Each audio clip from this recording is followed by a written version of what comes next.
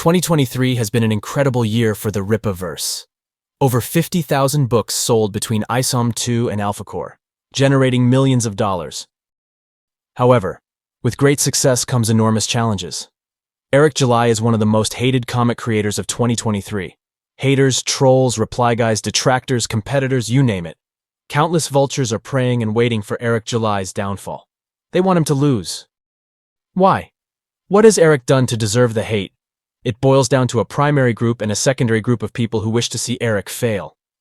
Both groups have distinct reasoning behind their motivations. The primary group consists of people who strongly oppose Eric July's politics and opinions on social issues.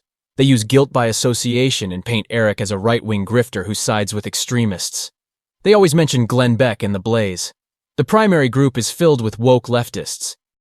The secondary group of haters consists of people who are envious of Eric. They have a deep desire to experience his level of success and cannot stand watching him achieve greatness.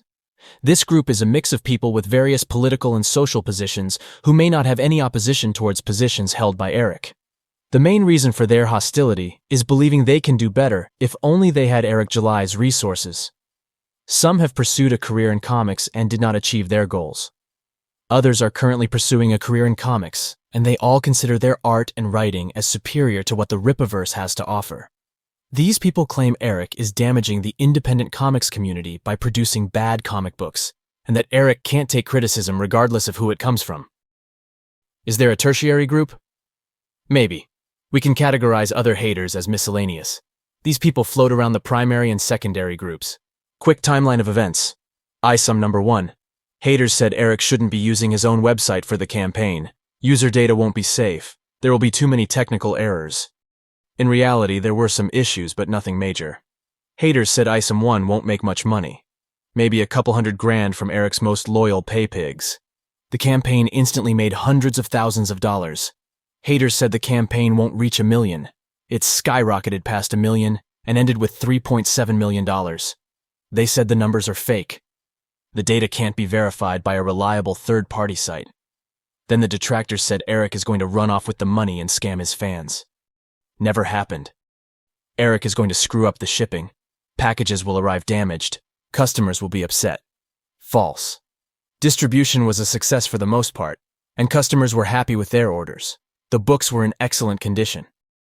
Detractors said reviews will be terrible. If reviews are positive, then that means it's all fake. All the written reviews are a mix of Eric's biggest fans and bots. The YouTube reviews are paid actors and shills. Haters were coping hard and moving the goalpost non-stop. Isom number 2. Detractors said Rippaverse can't do it again. No way, Isom 2 makes millions.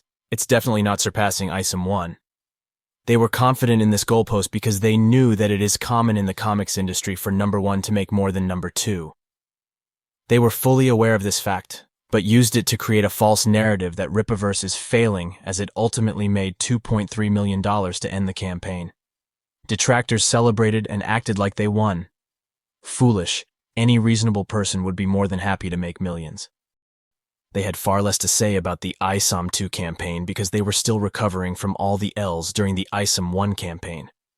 Not only that, but Eric was being attacked by Vito, Dick Masterson, and other grifters.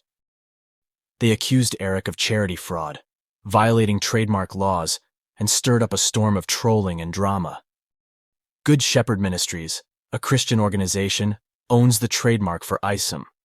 They use it as an acronym for their International School of Ministry.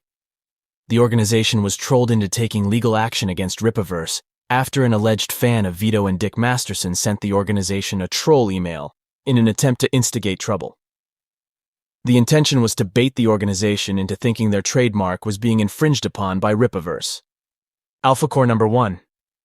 There's not much to say about the Alphacore campaign regarding haters because they have nothing against the writer, Chuck Dixon, and the artist, Joe Bennett. Most of the hate is reserved for Eric July. The most common thing detractors say is that Alphacore struggled to reach $1 million, and they ignore that Alphacore is establishing its own audience since it is a different property. The campaign is currently at $1,170,000, with a few weeks left to go. Great news during the Alphacore campaign. The legal dispute between Rippaverse and Good Shepherd Ministries was resolved. Haters took a fat L on that one. They had high hopes the case would go to trial. They are seething right now. Haters should take inspiration from the success of Rippaverse and make effort to create their own success. A common excuse for Eric's success in comics is because he has a large platform on YouTube and leveraged his audience. How did he get that audience? By busting his ass for 15 years in multiple areas to organically cultivate a fan base that supports him no matter what path he chooses. You don't need 500,000 followers to bring your ideas to life. Stop making excuses. Go out there and create stories that people find interesting. We are tired of the mainstream garbage. Fans are hungry for quality content. In conclusion, Eric July and the Rippaverse are not going anywhere. The amount of hate they get is insane, but they are here to stay regardless of whatever obstacles come their way, and we, the fans, will have tons of fun and enjoy this awesome ride.